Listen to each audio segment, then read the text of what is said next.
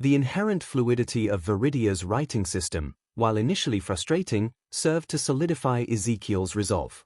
The absence of standardization was not merely an inconvenience, it was a glaring vulnerability, a system ripe for optimization.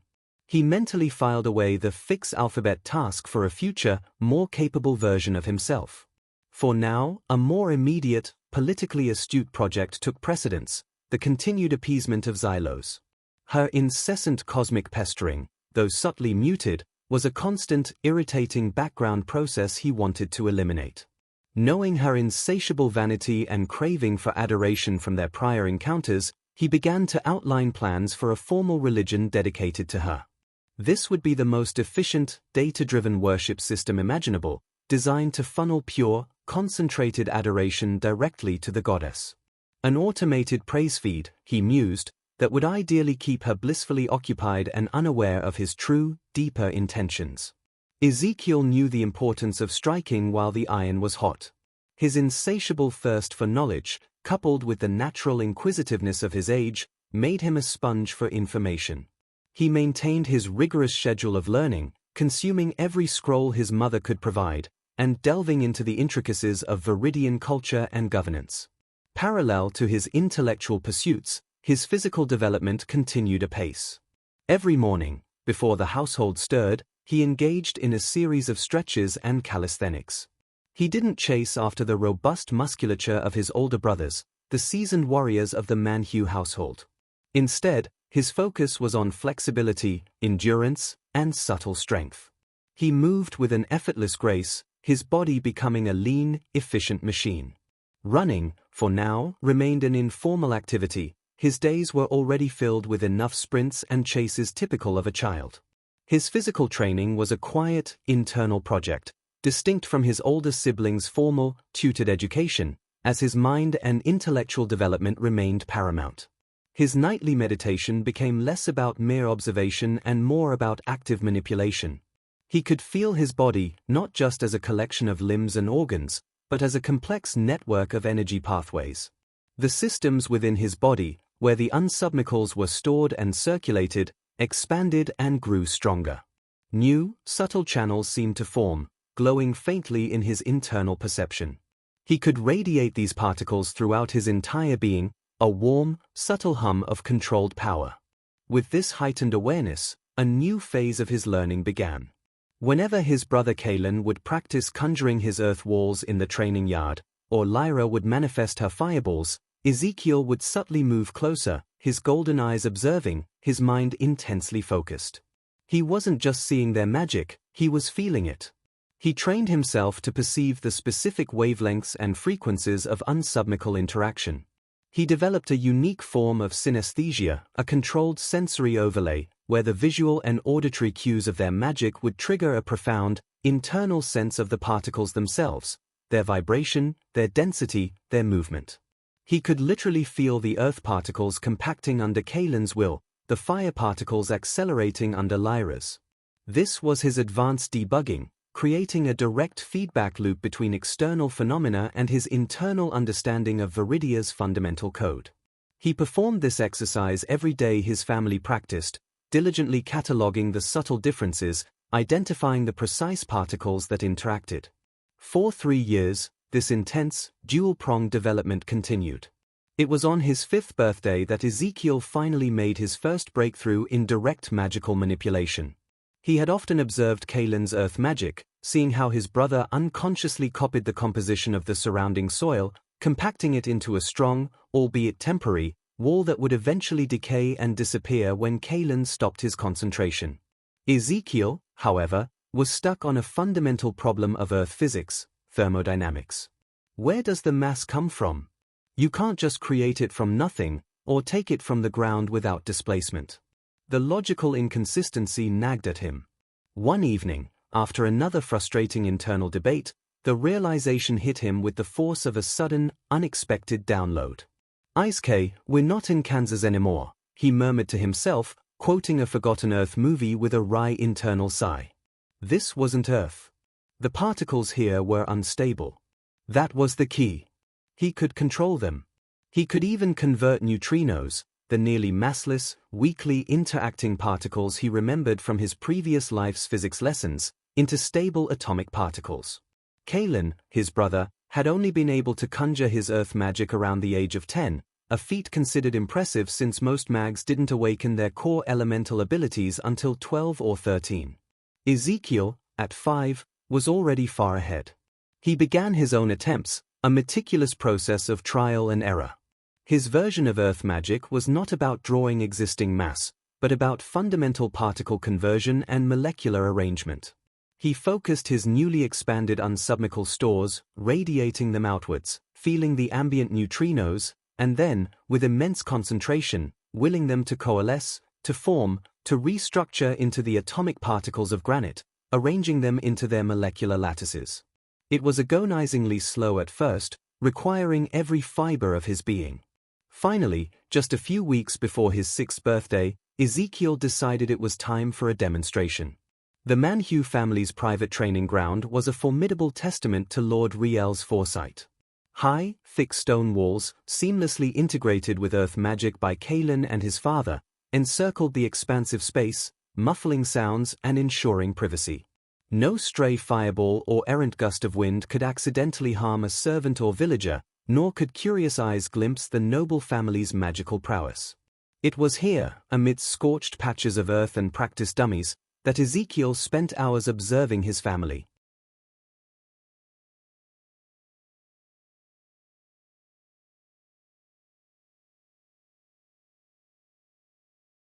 One crisp morning, Kalen, now a burly 12-year-old, was practicing his earth walls, summoning compact ramparts that pulsed with temporary strength before crumbling back into ordinary soil. Ezekiel, a keen observer at just 5 years old, approached him. "Kalen," Ezekiel piped up, his voice clear, "may I try?" Kalen paused, a surprised look on his face. "Try what, little Isekay?" "Earth magic," Ezekiel clarified, his golden eyes fixed on his brother's hands. "Like you do." Kalen scoffed good-naturedly. "Magic isn't something you just try, little brother. You're 5. You need to receive the blessing at the temple first, when you're older. That's when the gods truly open the channels of power within you." Lady Alara, overseeing Lyra's fire practice nearby, turned with a gentle smile. "Kalen is right, Ezekiel. The blessings must be given. When you are old enough, like your brother and sister, you will go to the temple." Lord Riel, who had been observing from a shaded bench, stroked his chin. "Your mother speaks truly, Isekay. Magic is a sacred gift, not a common skill picked up by any lad. It comes from the divine." Ezekiel, however, was persistent. "But Papa, Mama, Kalen," he insisted, his voice unwavering, "I feel the earth. Like you do. I feel the tiny, tiny particles. I just need to learn to make them move." He demonstrated, clenching his small fist, radiating the subtle hum of unsubmicals he now felt coursing through his own body. Kalen, initially amused, then slightly exasperated by his brother's relentless logic, finally relented. All right, little pest. Fine. Stand right here. See if you can even make a pebble jump." He gestured to a cleared patch of ground. Ezekiel nodded, a small, knowing smile playing on his lips. He closed his golden eyes for a moment, focusing. He stomped his foot, a deliberate, dramatic gesture, unnecessary but effective. He reached out with his mind, radiating his personal energy, not to displace Earth, but to command the unstable particles in the very air around him, compelling them to convert and assemble. A low rumble, imperceptible to most, vibrated in the ground. Then, from the seemingly empty space directly in front of him, a rough, dark stone began to rise. It wasn't a wall, but a squat, angular monolith, perhaps knee-high, with a jagged, unpolished surface, a crude, granite-like monument, reminiscent of a Japanese sotoba. It was unmistakably solid, dense, and unlike Kalen's temporary conjurations, it didn't shimmer or fade. It simply stood there, a permanent fixture. Silence descended upon the training ground.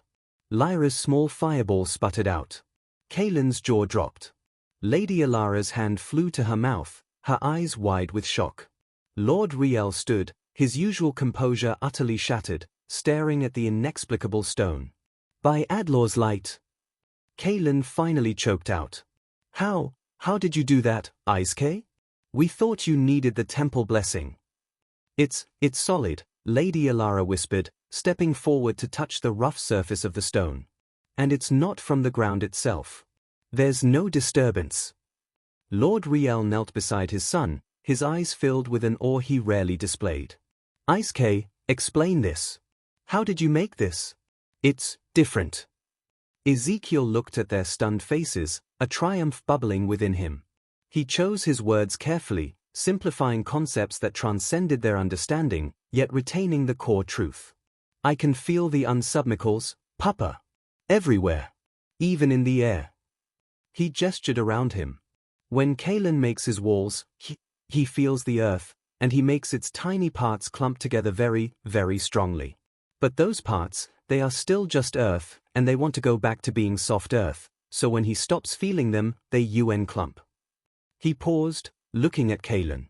That's why your walls crumble, Kaylin. The magic is still there, but the particles want to relax. Kaylin nodded slowly, a dawning comprehension in his eyes. My way, Ezekiel continued, turning back to his father, is different. I take the tiny, tiny parts that are all around us, in the air, everywhere. They are very unstable. And I make them into new parts. Into stone parts. He tapped the granite. And then I arrange them. Like building with many, many tiny, tiny bricks, all fitting perfectly together. So they don't want to clump. They stay. You rearrange the very air? Lord Riel breathed, his mind struggling with the concept. And make it into stone? Permanently? Yes, Papa, Ezekiel confirmed, his voice calm. It's a different kind of blessing, I think. A deeper way to understand the particles. They are always there. You just need to know how to ask them to be different. Lord Riel, Lady Alara, Kaylin, and Lyra stared, their mouths agape. Shock silenced the courtyard. Lord Riel stood for a long moment, the rough granite of Ezekiel's spontaneously generated stone cool beneath his palm. His mind, usually sharp with the intricacies of governance and martial strategy, raced. Permanent. The word echoed in his thoughts. Kaylin's earth walls, formidable as they were, always crumbled. But this was different. He envisioned stronger, unyielding defenses, not just temporary ramparts for skirmishes, but true, enduring fortifications.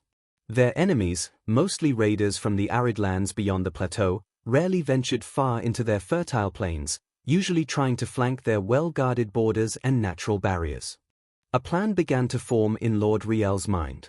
This unprecedented ability of Isekay's, this power to create matter from thin air, was a secret to be guarded zealously. It was a strategic advantage beyond measure. His first step, to legitimize it, and perhaps, in his traditional mind, even empower it further through divine sanction. He would take Isekay to the temple for blessings a year early.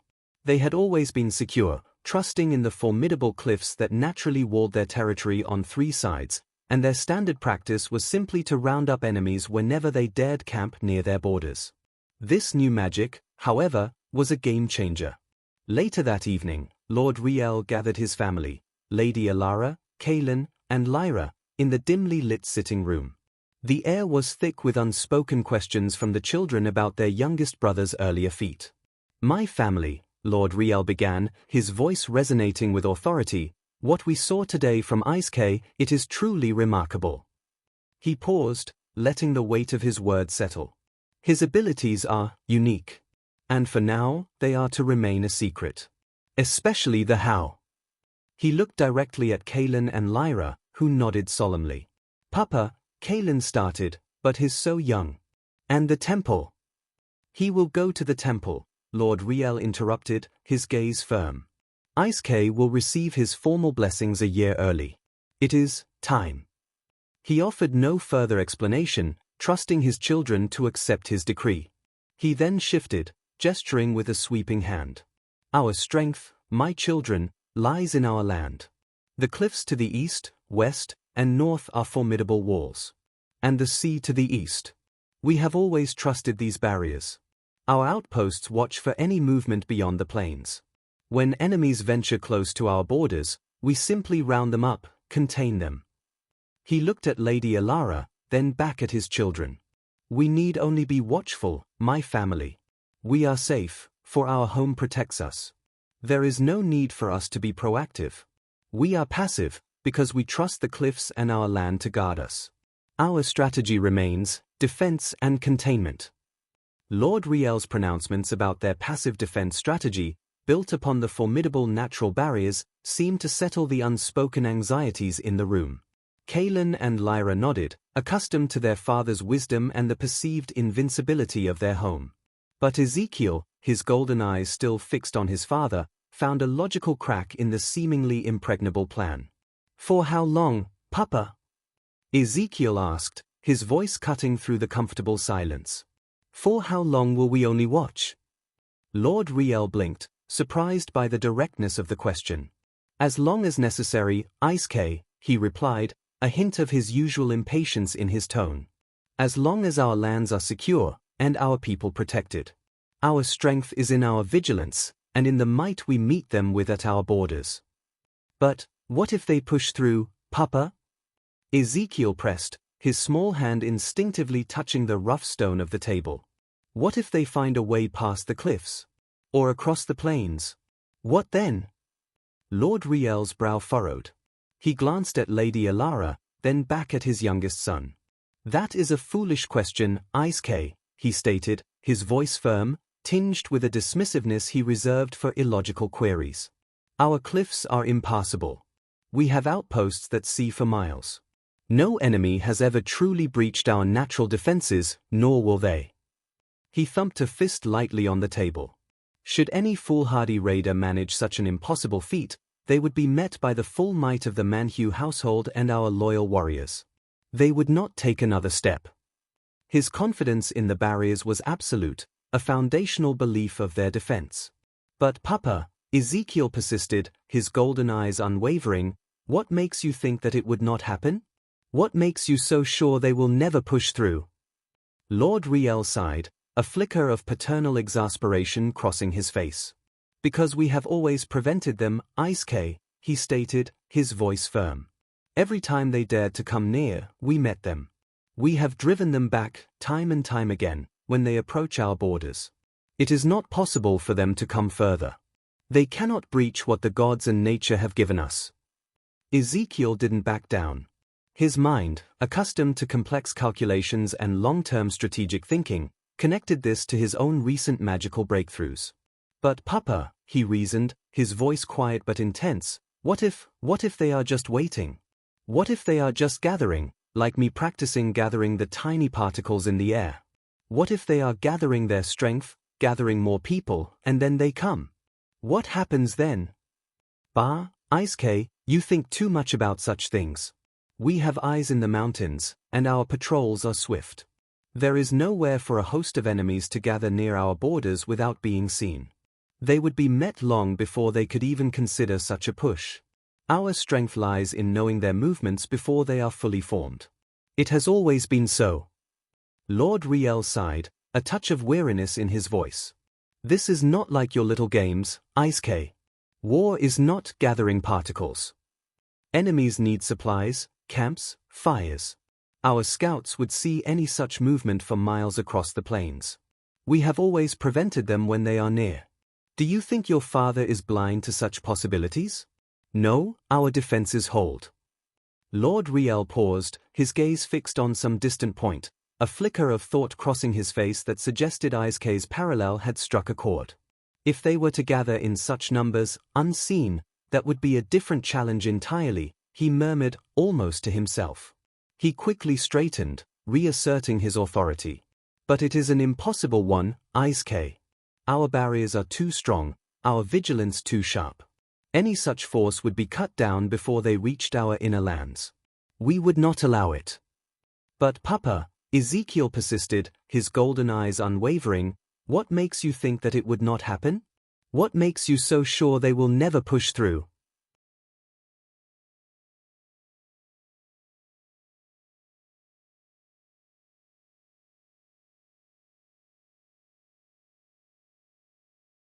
Lord Riel sighed, a flicker of paternal exasperation crossing his face.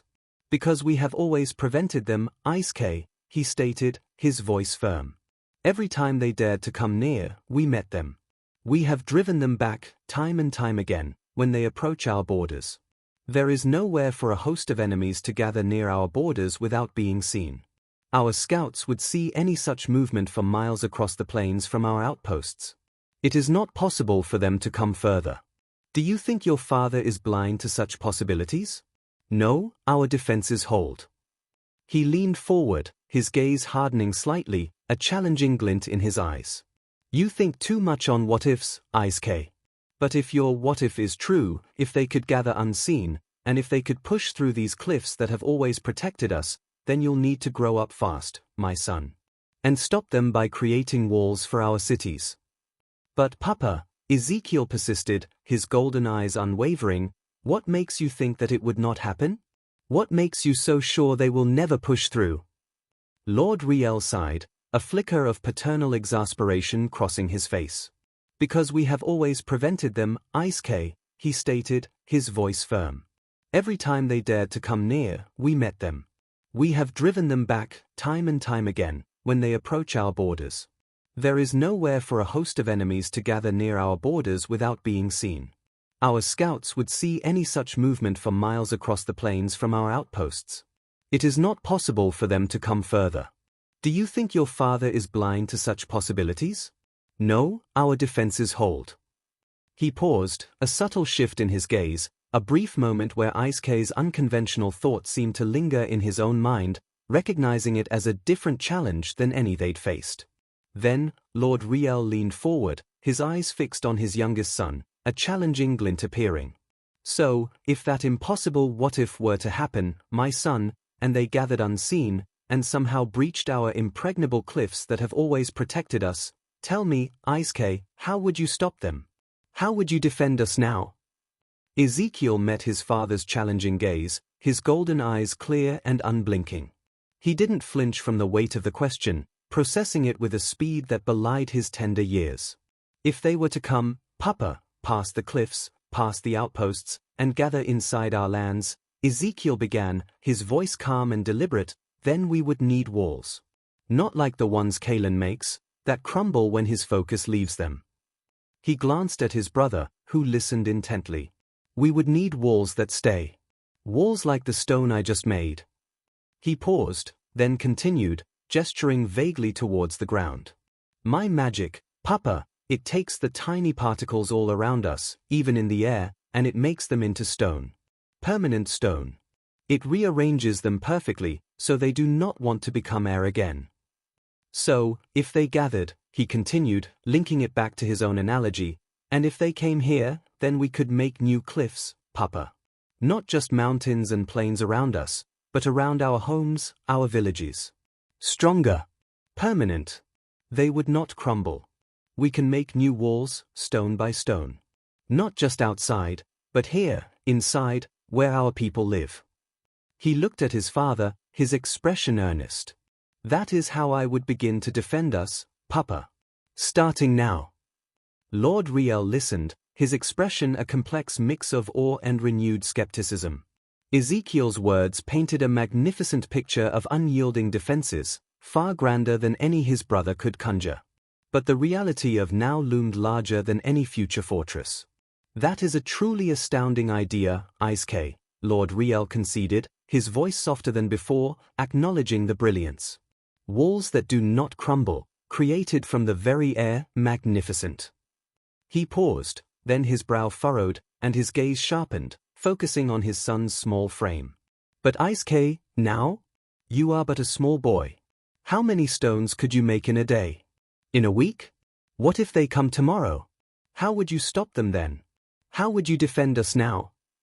Papa, Ezekiel responded, his voice steady despite the immense pressure of the question.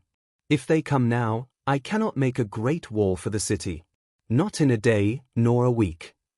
He paused, his small hand instinctively clenching, radiating a subtle hum of unsubmicals. But my magic can make stone. Solid stone. He then looked from his father to Kalen and Lyra, his gaze sharp. If they push through, Papa, they will be here. On our land. If they come in a line, I can make stones appear right beneath their feet, tripping them, breaking their ranks. If they come in a group, I can make the ground uneven and hard, or make small bumps, like sudden rocks, to slow them down. I can make obstacles where there were none, quickly. I cannot build a fortress now, Papa, but I can make the ground fight them. I can use the particles to make small, strong defenses, quickly, right where they are needed. I can make it harder for them to even take another step. And if we fail, Papa, if we are overwhelmed, then we have to run.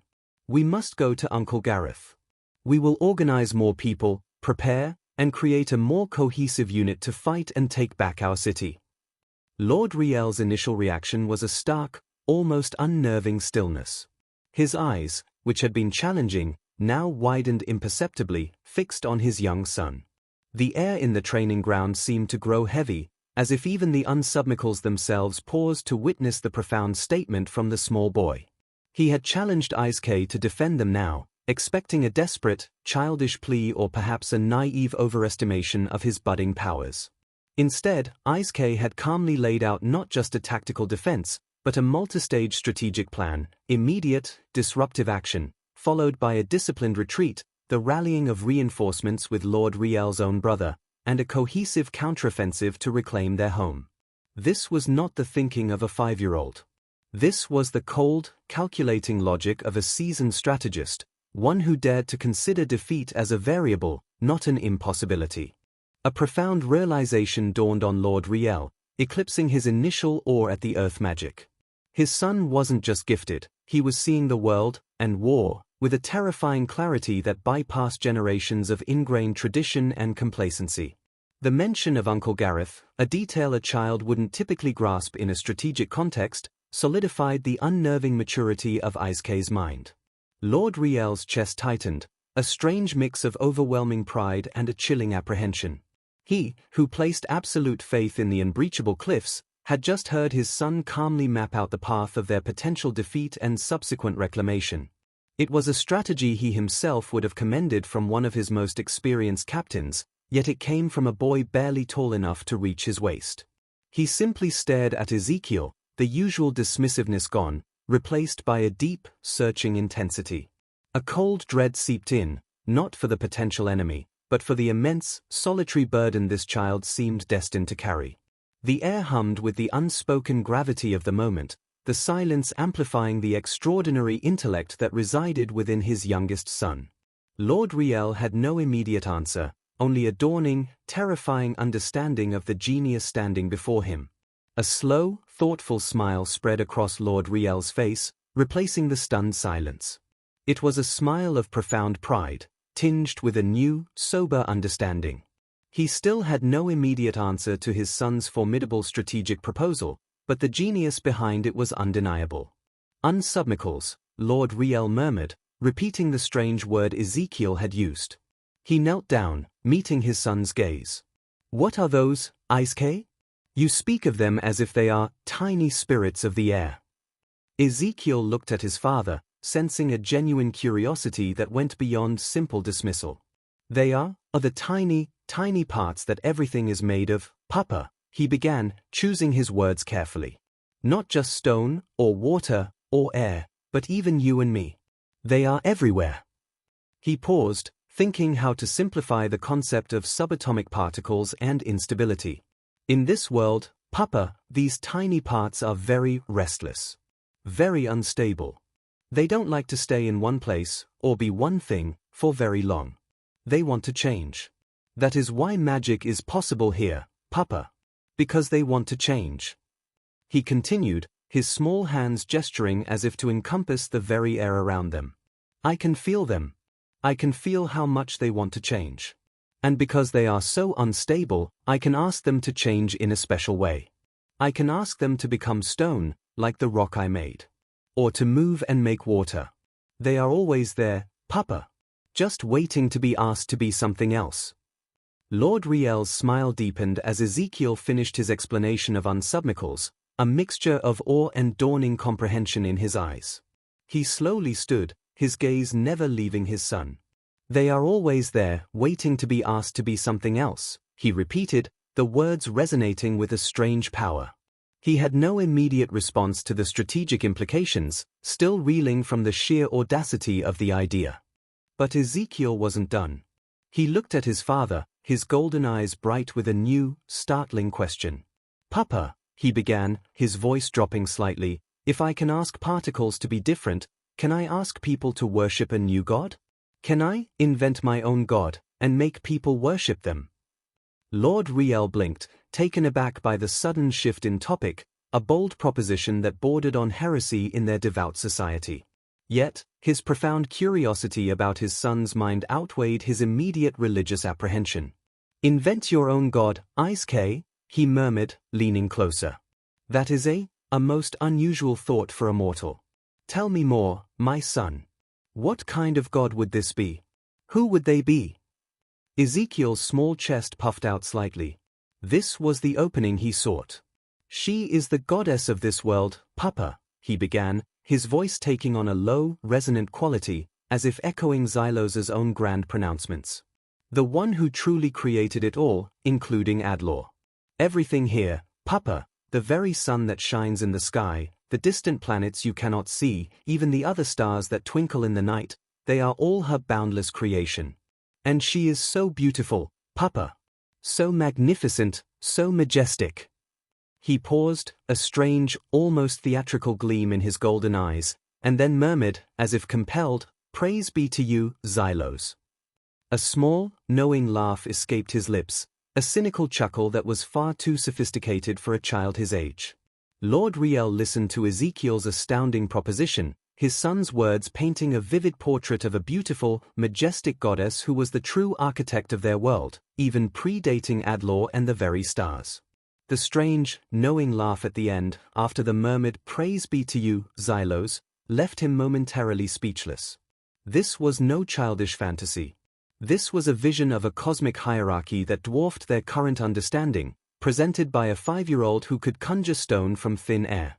Riel's face remained composed, but his eyes reflected a whirlwind of internal calculations. He, the count and high priest, who arbitrarily dictated religious practices, was now being presented with a god, not by revelation, but by the logical deduction of his own son. The strategic implications were immense. A direct link to the supposed ultimate creator could elevate his dominion, his family, to an unprecedented position of power and legitimacy. A goddess who created all, even Adlor, Lord Riel mused, his voice a low rumble. He looked at Ezekiel, a deep, speculative light in his eyes. A bold thought, Isekay. A very bold thought indeed. He paused, his gaze sweeping over his other children, who listened in stunned silence, clearly overwhelmed by the conversation. Perhaps, in due time, my son. Perhaps in due time. He offered no further immediate answer, letting the weight of the words hang in the air. Later that night, long after the rest of the household had settled into slumber, Lord Riel paced the polished floors of his study. Ezekiel's words echoed in his mind, sharp and insistent. A god who created all. A god who makes permanence. A goddess whose worship could be organized. He recognized the sheer audacity of the idea, bordering on heresy in a less flexible religious system. But here, where the count was the ultimate arbiter of worship, the concept held immense, undeniable appeal. He thought of the fleeting pride he felt when Adlor was invoked, a pride tied to their local power. But a goddess who created the universe? That was a claim to power beyond measure, a claim he could now potentially leverage through his extraordinary son. He considered the meticulous planning that would be required, the subtle introduction of Xylos, the gradual shift in public perception, the integration into their existing religious framework, perhaps even a new set of rituals designed to garner her favor, or, more accurately, to channel the adoration Ezekiel believed she craved. The task was monumental, far too vast for a hasty decision or the capabilities of a 5-year-old. This wasn't just about faith, it was about political power, social engineering, and cosmic influence. Lord Riel, the consummate strategist, came to a decision. He agreed with Isekay in principle. The worship of Xylos, the true creator, would happen. But it would not be rushed. This grand endeavor would be put on hold, carefully nurtured and prepared, until Isekay was older and truly ready to assist in its meticulous organization, and until Lord Riel himself could lay the necessary groundwork with absolute precision. This was a project for the future, a cornerstone of the Manhwa family's ascent. In her resplendent heavenly abode, Xylos idly watched the shimmering celestial tapestry, but her focus was abruptly drawn inward. A delightful, invigorating surge of energy coursed through her, a sensation far more potent and refined than the crude, raw essence she typically siphoned from sacrificed souls. Her golden aura visibly brightened. She hummed to herself, her perfect lips, red as a blooming rose, curving into a pleased smile. What exquisite adoration! More potent than 1,000 sacrificed souls. Has some new flock of mortals finally recognized my undeniable glory? Is someone, somewhere, truly grasping the boundless majesty of Xylos? She scanned the faint, ethereal connections to Viridia, her brow furrowing slightly as her initial delight mixed with her ever-present pique. But no, they're still down there prattling about Adlor. The primitive fools. He's just the sun.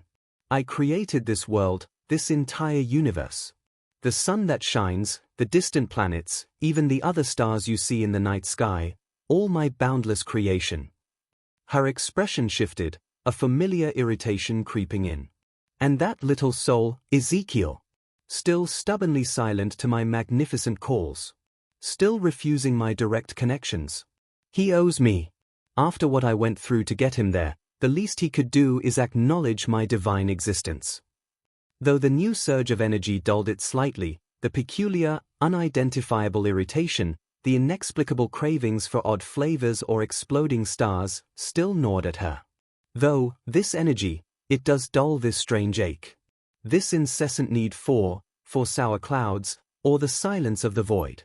What is this feeling? She muttered, utterly bewildered by her own condition. A sharp, cold prickle across her divine consciousness made her flinch. Anahita, the compliance goddess. Always watching. Always judging. Yes, I know. Xylos huffed, throwing her hands up in exasperation to her invisible monitor. Maintaining population growth, maintaining the universe, not losing my essence of existence. It's simply not fair that I cannot vent my frustrations on these clueless mortals. Why must I suffer these mortal indignities while those insignificant beings prattle on about their imaginary deities? It's enough to make a goddess scream. She let out a long, theatrical sigh, her frustration echoing through her celestial domain. No matter. This new surge of power is delightful. Perhaps that difficult child, Ezekiel, is inadvertently proving his worth. HMPH. As he should. Before he turned 6, Ezekiel had already added another element to his repertoire, water magic. This was a different kind of manipulation, not a particle conversion, but a precise control of existing molecules. He could gather the dispersed water molecules in the atmosphere, drawing them together, compacting them. With a flick of his wrist, a glistening, perfectly spherical ball of water would condense in his palm, suspended there, shimmering in the sunlight, before he gently released it back into the air. He was compiling his own elemental spellbook, line by logical line.